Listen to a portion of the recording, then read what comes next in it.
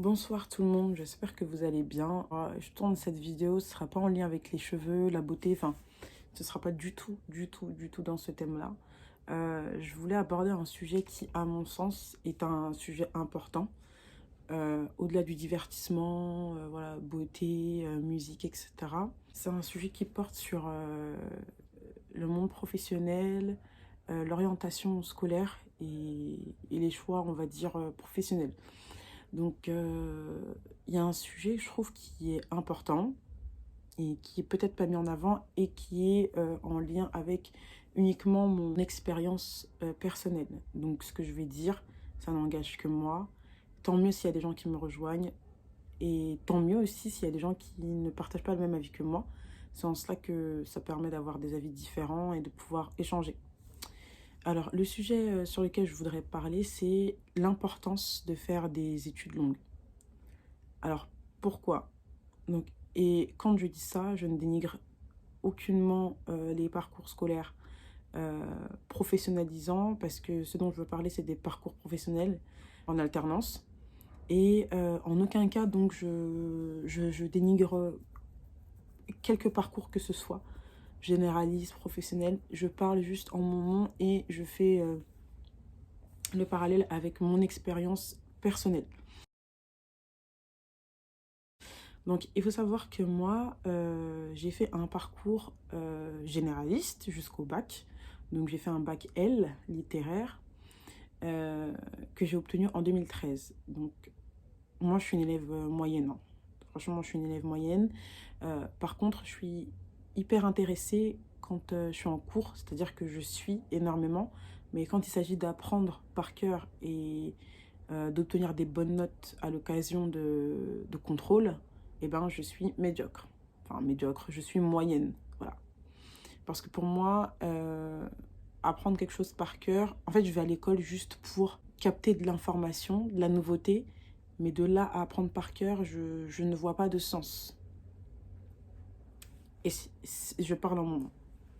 Donc, après ça, j'ai pas su vraiment ce que je voulais faire. Donc, j'ai fait un DUT carrière juridique. J'ai tenu, donc c'était une formation de 2 ans, courte, et qui permettait par la suite de poursuivre vers une licence professionnelle.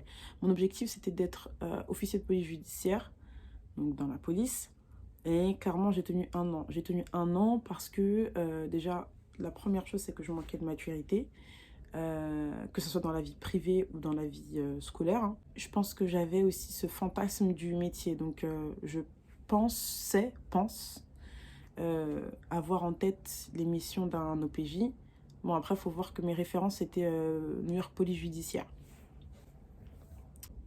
Donc, bref, en gros, année médiocre. Moi, je faisais que aller, puis voir les gens, voir les événements, aller chanter dans les événements de la faculté, c'est tout. Et avoir la bourse. Ensuite, j'ai entrepris une inscription dans une licence. Moi-même, je me demande comment j'ai fait pour être sélectionnée. C'était une licence langue française et technique informatique. Licence première année que j'ai échoué aussi, hein. Et en fait, c'est vrai que moi, je me disais, ah, mais moi, il faut que j'aille dans des parcours. En fait, pour moi, les filières professionnelles, pour moi, ça ne pouvait pas être une option parce que déjà, je ne connaissais pas. Quand j'étais au lycée, on n'en parlait pas. Donc, moi, je n'étais pas sachante sur ce point-là. Bref, donc après, je me suis retrouvée à travailler à Carrefour. Donc, j'ai fait de belles rencontres. Franchement, c'était cool. On n'était qu'avec des étudiants. Et en fait, je savais pas ce que je voulais faire, en fait. Genre, je cherchais. Et puis après, je me suis inscrite dans une école à Levallois-Perret. Et à la base, donc, j'ai découvert le métier de travailler dans la banque. Donc, je me dis, bah, je vais faire conseillère. Donc, je me suis inscrite dans cette école pour un BTS, pour, euh, pour un BTS banque.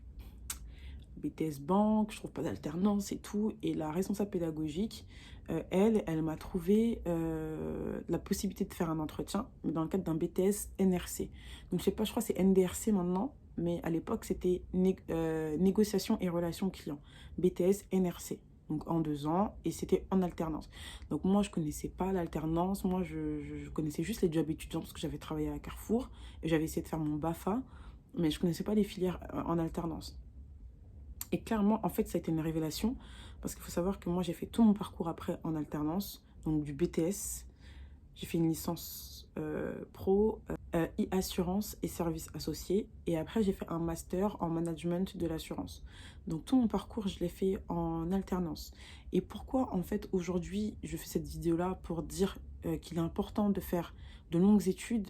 C'est un peu cliché ce que je suis en train de dire, mais pour moi, c'est important parce que je me rends compte que plus on avance dans les études, euh, et je mets l'accent sur les études en alternance parce que pour moi, il y a certaines formations en initiale, donc des formations universitaires, euh, euh, qui nécessitent de faire que de l'initial, quoi, et d'aller jusqu'au bout, notamment médecine ou du droit si on veut faire avocat, etc. Mais je trouve que c'est hyper segmenté, quoi. Après, il y a d'autres secteurs, bon, je trouve que c'est hyper spécialisant. Alors, quand on fait de l'alternance et quand on fait... En fait, l'alternance, c'est une chance. Pourquoi?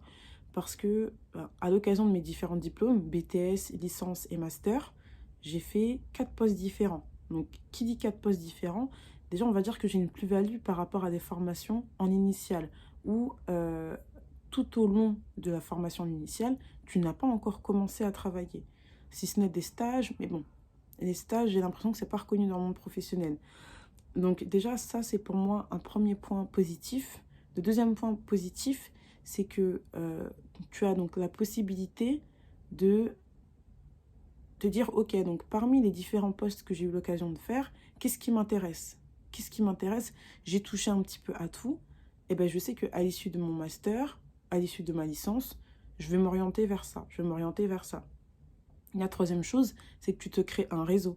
En faisant de l'alternance, c'est vrai que tu rentres dans certaines sociétés, certaines entreprises, et, euh, et tu rentres en contact avec des RH, tu rentres en contact avec plein de professionnels avec qui tu peux travailler.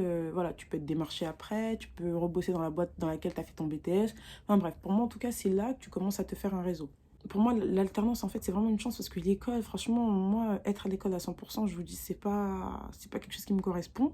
Et l'opportunité de faire de l'alternance, c'est que tu es un petit peu à l'école et tu es un petit peu en entreprise et tu mûris beaucoup parce que on te donne des responsabilités, tu es formé sur un métier. Moi, quand j'étais en BTS, j'ai été formée au métier de conseillère clientèle à distance. Donc, grosso modo, je répondais au téléphone, j'évaluais les besoins des assurés. Donc, c'est une assurance. Je travaillais à la Maïf et tu réponds à leurs demandes et puis voilà quoi, tu essaies de les conseiller au mieux. Donc c'est vrai que quand tu es jeune comme ça, j'avais quel âge? J'avais 19 ans, peut-être 18 ans, parce que j'ai eu mon bac avec un an d'avance. Donc ouais, je crois que j'avais 19 ans, 18 ans. Genre c'est un truc de ouf quand même. Tu te dis, ah ouais, t'es tout seul au téléphone et tu conseilles les gens quoi. Ensuite, après, j'ai fait de la gestion de sinistres. Donc, ça veut dire, pour toutes les personnes qui avaient des accidents de voiture, moi, c'est moi qui lisais les constats et qui déterminais si on prenait en charge ou pas les dommages. Donc, après avoir travaillé en tant que gestionnaire de sinistres, j'ai travaillé donc, pour mon Master 1 à la SNCF, où je gérais tous les sinistres qu'il y avait avec les trains. Donc voilà, c'était une expérience que je voulais, parce que je me disais que ça allait changer, quoi. Et après, en Master 2, j'ai changé. J'ai voulu travailler dans le marketing, assurance.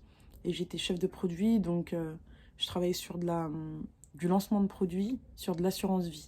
Donc, peut-être que ça va pas vous parler. Mais bref, en tout cas, pour vous dire que j'ai fait plein de trucs différents. Et pourtant, j'avais pas de base en assurance. Voilà. Et c'est vraiment en cela que je fais cette vidéo. Bon, mais ce que j'essaye de dire, c'est que aujourd'hui, c'est compliqué. euh, d'envisager de trouver un travail rémunérateur. Alors après, voilà, il y a cette notion-là. Peut-être que euh, tout le monde ne cherche pas à avoir une rémunération convenable.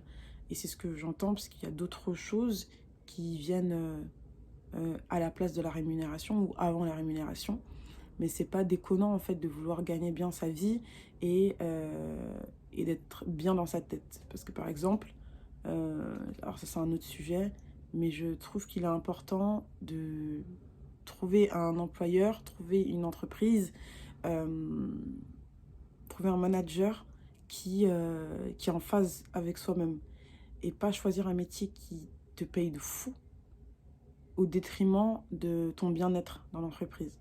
Voilà. Mais bon, ça, c'est un autre sujet. Putain, je suis pas claire. Je suis pas claire.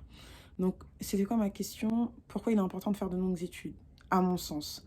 Donc, quand je dis longues études, pour mon cas, je parle de formation en alternance. Pourquoi il faut aller jusqu'au bout?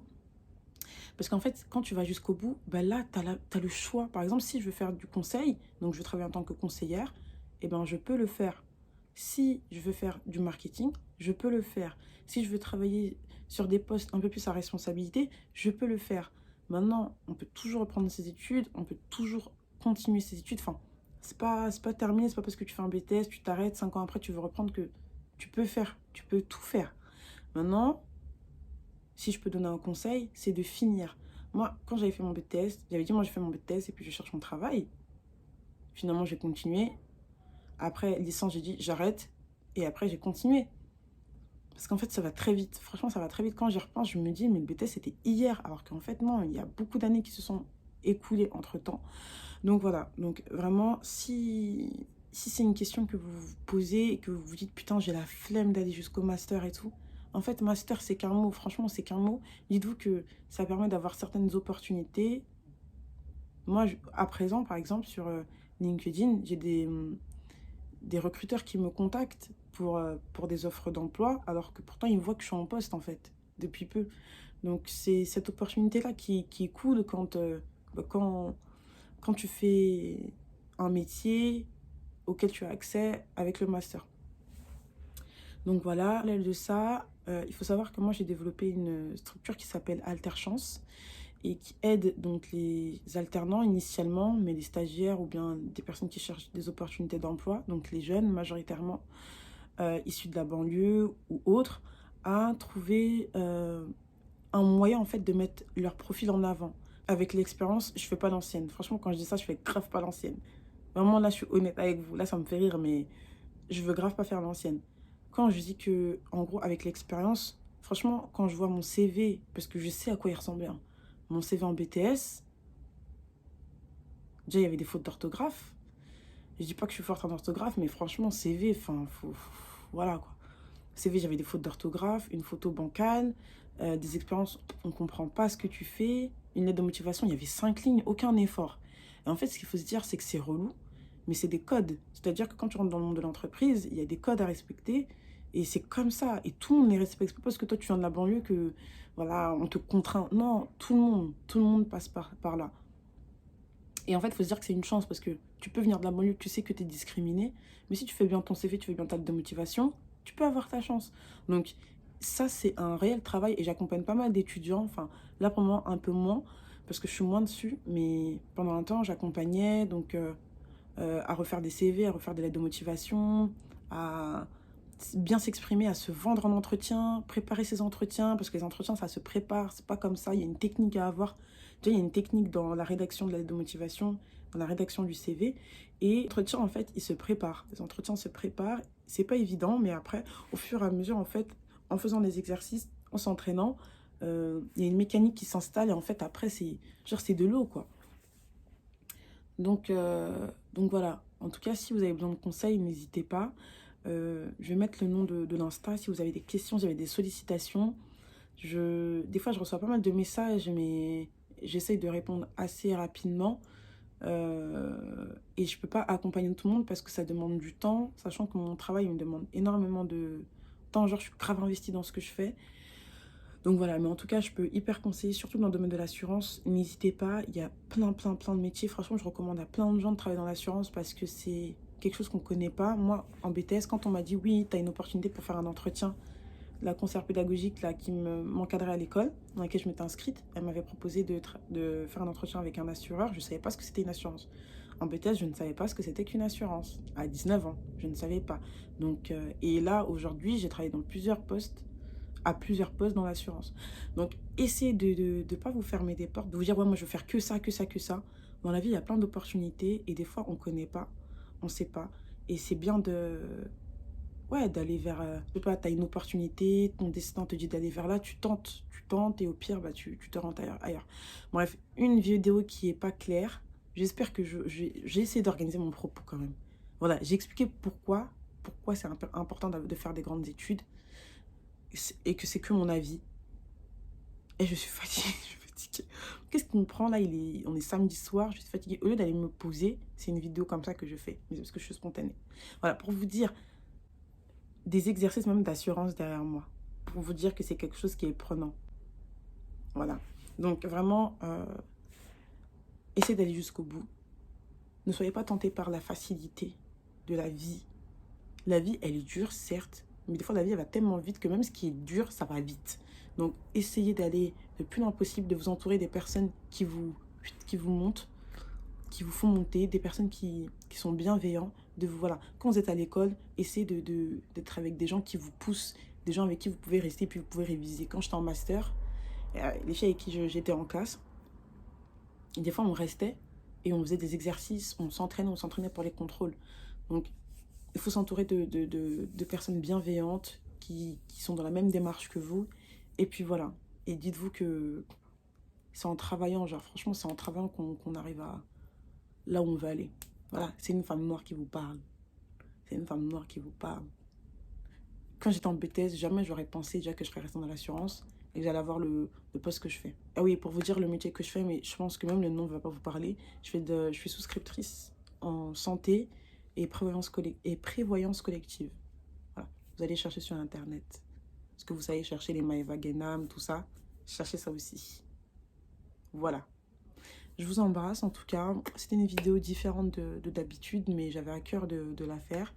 Je vous souhaite de passer une excellente soirée. J'espère que cette vidéo ne sera pas relou à regarder. Je ne pouvais pas trop être un peu... Voilà, c'est un sujet sérieux, donc je ne peux pas faire la folle.